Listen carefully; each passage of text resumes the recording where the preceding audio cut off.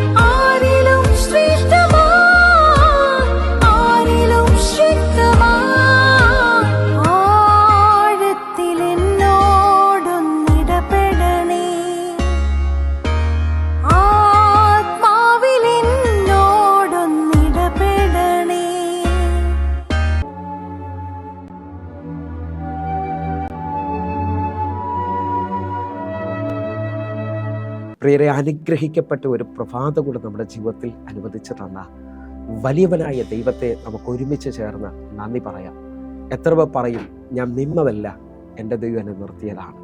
ഒന്നുകൂടെ പറഞ്ഞു കഴിഞ്ഞാൽ 2024 ഏപ്രിൽ മാസം 14 വരെയും എന്നെയും എൻ്റെ കുടുംബത്തെയും പ്രത്യേകിച്ച് ഈ പകർച്ചവ്യാധിയിൽ നിന്നും അനേക പ്രതികൂലത്തിൽ നിന്നും പ്രതിസന്ധിയിൽ നിന്നും കണ്ണിലെ കൃഷ്ണമണി പോലെ സൂക്ഷിക്കുകയും വിടുവിക്കുകയും ചെയ്ത വലിയവനായ ദൈവത്തിന് നന്ദി പറഞ്ഞുകൊണ്ട് ഈ പ്രഭാത ചിന്തയിലേക്ക് നമുക്ക് ഒരുമിച്ച് അടുത്തുവാൻ. നിനക്ക് എന്ത് ഭവിക്കുമെന്ന് കാണുവാൻ നിന്നവരുടെ മധ്യത്തിൽ വലിയ ദൈവപ്രവൃത്തി സംഭവിക്കുവാൻ പോകും.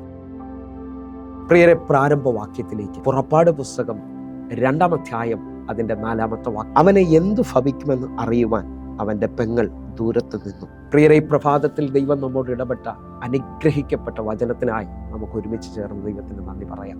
ഞാനും നിങ്ങളും ഇന്ന് ഈ വായിച്ചു കേട്ട വാക്യം മോശയെ കുറിച്ചാണ്. ഹല്ലേലൂയ. മോശയുടെ ജനനത്തെ തുടർന്ന് ആ ദേശത്തിൽ വിരോധമായി വലിയൊരു നിയമം വന്നു. ഹല്ലേലൂയ. ആ നിയമത്തെ തുടർന്ന് ഇപ്പോൾ അവൻ്റെ പെങ്ങൾ ദൂരത്ത് നിന്ന് നോക്കിയാണ് അവൻ എന്താണ് ഭവിക്കാൻ പോകുന്നത്.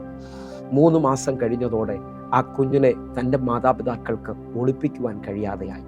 പുറപ്പാട് പുസ്തകം 2-ാം അധ്യായം അതിൻ്റെ 3-ാമത്തെ വാക്യം. അവനെ പിന്നെ ഒളിച്ചു വെക്കുവാൻ കഴിയാതെ ആയപ്പോൾ അവൾ ഒരു ഞാങ്ങണപ്പെട്ടകം വാങ്ങി അതിന് പശയും കീലും തേച്ച് പൈതലിനെ അതിൽ കിടത്തി നദിയുടെ അരികിൽ ഞാങ്ങണയുടെ ഇടയിൽ വെച്ചു. എന്നെ ശ്രദ്ധിക്കുന്നവരെ, ഈ വാക്യത്തിനകത്ത് എനിക്ക് നിങ്ങൾക്ക് മനസ്സിലായി, അവനെ 3 മാസം കഴിഞ്ഞതോടെ ആ കുഞ്ഞിനെ ഒളിപ്പിച്ചു വെക്കാൻ കഴിയാതെയായി. അതോടെ മാതാവ് ഞാങ്ങണപ്പെട്ടകം വാങ്ങി അതിനെ പശയും കീലും തേച്ച് ഞാങ്ങണകളുടെ ഇടയിൽ കൊണ്ടുവച്ചു. എന്ന് പറഞ്ഞാൽ ഒരേപോലെ നിൽക്കുന്ന അനേക ഞാങ്ങണപ്പെട്ടകം കാണാം.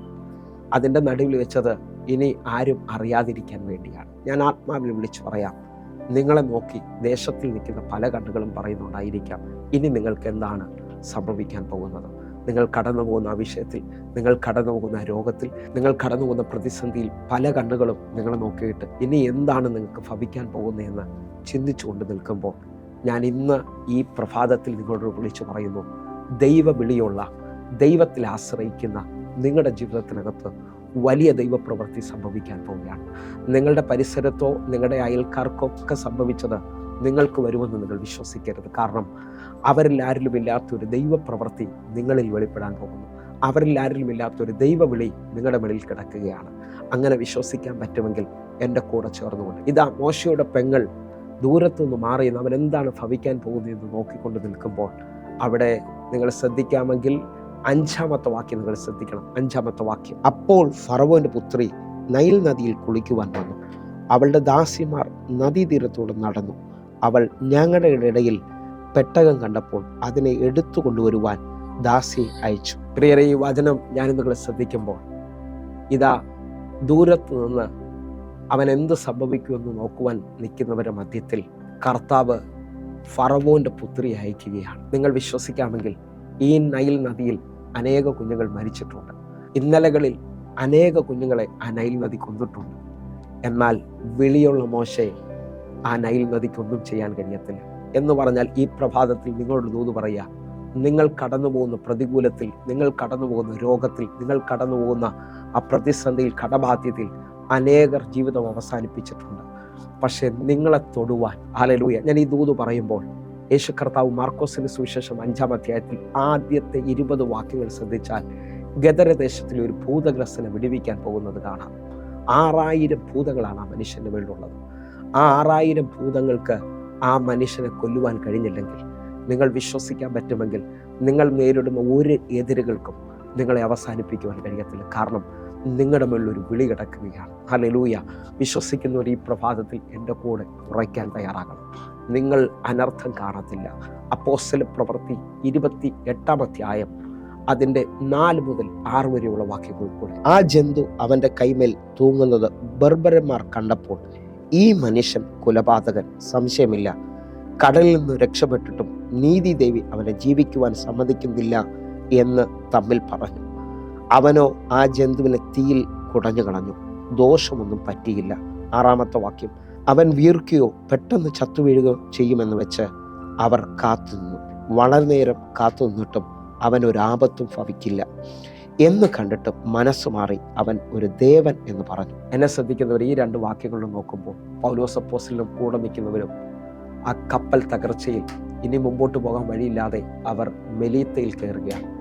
മെലീത്തയിൽ കൂടെ നിന്നവരുടെ കൂടെ പൗലോസും തീ കായാൻ നിൽക്കുമ്പോൾ ആ വിറക് പറക്കുന്ന അനുഭവത്തിനകത്ത് അവൻ്റെ കയ്യിൽ ആ ദേശത്തിൽ ഒരു ജന്തു പറ്റിയതായി കാണുന്നു. ഹല്ലേലൂയ. ആ ജന്തു പറ്റിയ ആ മിനിറ്റിൽ ബർബരന്മാർ പറയുകയാണ്, നീതിദേവി ഇവനെ വെറുതെ വിടുമെന്ന് തോന്നില്ല, അടുത്ത മിനിറ്റിൽ ഇവൻ ചത്തു വീഴും, അടുത്ത മിനിറ്റിൽ ഇവൻ അവസാനിക്കുമെന്ന് പറഞ്ഞുകൊണ്ട് അവരെല്ലാം ശ്രദ്ധിച്ചുകൊണ്ട് നിൽക്കുകയാണ്. പക്ഷേ അഭിഷേകമുള്ള അപ്പോസ്തലൻ ആ ജന്തുവിനെ തീയിലേക്ക് കുടഞ്ഞു കളഞ്ഞു എന്നാണ് എഴുതിയിരിക്കുന്നത്. നിങ്ങൾ വിശ്വസിക്കാൻ പറ്റുമെങ്കിൽ നിങ്ങളുടെ ജീവിതത്തിനകത്ത് വന്നു നിൽക്കുന്ന എല്ലാ എതിരുകളുടെ നടുവിലും, നിങ്ങൾ അനുഭവിക്കുന്ന എല്ലാ അവസ്ഥകളുടെ നടുവിലും അവസാനിക്കുമെന്ന് ലോകക്കാർ പറഞ്ഞാലും നിങ്ങളുടെ അകത്തൊരു അഭിഷേകമുണ്ടെങ്കിൽ, നിങ്ങളുടെ മേളിലൊരു അഭിഷേകം ഉണ്ടെങ്കിൽ, നിങ്ങൾ ഈ പ്രഭാതത്തിൽ അതിനെ ജയിക്കാൻ പോകുകയാണ്. ഹല്ലേലൂയ. നിങ്ങൾ അതിൻ്റെ നടുവിൽ ഒരു അത്ഭുതം കാണാൻ പോകുകയാണ്. ഹല്ലേലൂയ. ഇതാ ആ ജന്തുവിനെ തീയിൽ കുടഞ്ഞു കളഞ്ഞു. എന്നാൽ ബർബരന്മാർ ശ്രദ്ധിച്ചു കൊണ്ടിരിക്കുകയാണ്, അടുത്ത മിനിറ്റിൽ ഈ മനുഷ്യൻ അവസാനിക്കും, അടുത്ത മിനിറ്റിൽ ഈ മനുഷ്യൻ ചത്തു വീഴും. ഹല്ലേലൂയ. എന്നാൽ ഒന്നും സംഭവിക്കാതെ നിൽക്കുമ്പോൾ നോക്കി നിന്നവർ, എന്ത് ഭവിക്കുമെന്ന് നോക്കി നിന്നവർ ഇപ്പോൾ വിളിച്ചു പറയുകയാണ്, ഇവൻ ആദ്യം കൊലപാതകൻ എന്നാണ് പറഞ്ഞത്, പക്ഷെ ഇപ്പോൾ അവനൊരു ദേവൻ എന്ന് പറയുകയാണ്. നിങ്ങളുടെ ജീവിതത്തിൽ, എൻ്റെ ജീവിതത്തിൽ ഈ പ്രഭാത സന്ദേശത്തിനകത്ത് ദൂത് സ്വീകരിക്കാമെങ്കിൽ സ്വീകരിച്ചോ. ദൈവം അനുവദിക്കുന്ന പ്രതികൂലങ്ങളുടെ നടുവിൽ, ദൈവം അനുവദിക്കുന്ന പ്രശ്നത്തിൻ്റെ നടുവിൽ നീ പിടിച്ചു നിൽക്കുമെങ്കിൽ അത് പിന്നത്തേതിൽ വലിയ ഉണർവായി മാറും, പിന്നത്തേതിൽ വലിയ അത്ഭുതമായി മാറും. മോശ കുഞ്ഞിനെ നൈൽ നദിയിൽ ഒഴുക്കുമ്പോൾ അവൻ്റെ വിളി അടുത്ത മിനിറ്റിൽ എന്ത് ഭവിക്കും തീരുമെന്നൊക്കെ പറഞ്ഞു നിൽക്കുന്നവരോട് ഞാൻ വിളിച്ചു പറയുന്ന അവൻ്റെ വിളി കൊട്ടാരത്തിൽ ജീവിക്കാനുള്ളതാണ്. അവൻ കൊട്ടാരത്തിൽ കയറേണ്ടവനാണ്. വിശ്വസിക്കാൻ പറ്റുമെങ്കിൽ എനിക്കും നിങ്ങൾക്കും വിരോധമായി വന്ന ചില നിയമങ്ങൾ കൊട്ടാരത്തിൻ്റെ വഴി തുറക്കുന്നതാണ്. ഹല്ലേലൂയ.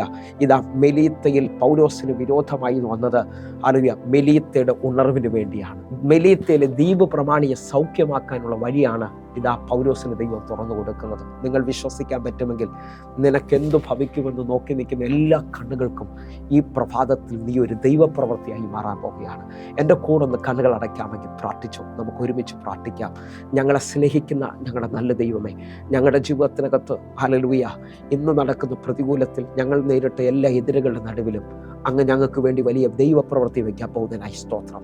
ഞങ്ങളെ അറിയാം നോക്കി നിന്ന കണ്ണുകൾക്ക് ഞങ്ങളൊരു ആശ്ചര്യമായി മാറാൻ പോകുന്നതിനായി സ്തോത്രം. കർത്താവേ, ഈ പ്രഭാത സന്ദേശം ശ്രദ്ധിക്കുന്ന ഓരോ ദൈവമക്കൾക്കും വലിയ വിടുതലുകൾ സംഭവിക്കട്ടെ.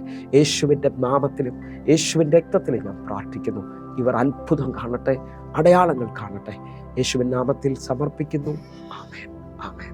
പ്രിയരേ, പ്രഭാത സന്ദേശം നിങ്ങൾക്ക് അനുഗ്രഹമാകുന്നുവെങ്കിൽ നമ്മുടെ യൂട്യൂബ് ചാനൽ സബ്സ്ക്രൈബ് ചെയ്യും, ഫേസ്ബുക്കിലേക്ക് നിങ്ങൾ ജോയിൻ ചെയ്യണമെന്ന് ഉറപ്പിക്കുന്നു. അതേപോലെ തന്നെ എന്നെ കേൾക്കുന്നവരെ എല്ലാ ദിവസവും വൈകിട്ട് 6 മണിക്ക് നമുക്ക് സൂമിൽ ആരാധന നടക്കുന്നു. നിങ്ങളും കടന്നു വരണമെന്ന് ഓർപ്പിക്കുന്നു. അതേപോലെ തന്നെ ഈ കാണുന്ന നമ്പറുകൾ നിങ്ങൾ പ്രാർത്ഥന വിഷയങ്ങൾ വിളിച്ചറിയിക്കാൻ കഴിയും. ഞങ്ങൾ പ്രാർത്ഥിക്കുവാൻ നിങ്ങൾക്ക് വേണ്ടി ഒരുക്കത്തോടെ നിൽക്കുന്നു. കർത്താവ് നിങ്ങളെ അധികത്തിൽ മാനിക്കട്ടെ. God bless you. ആമേൻ.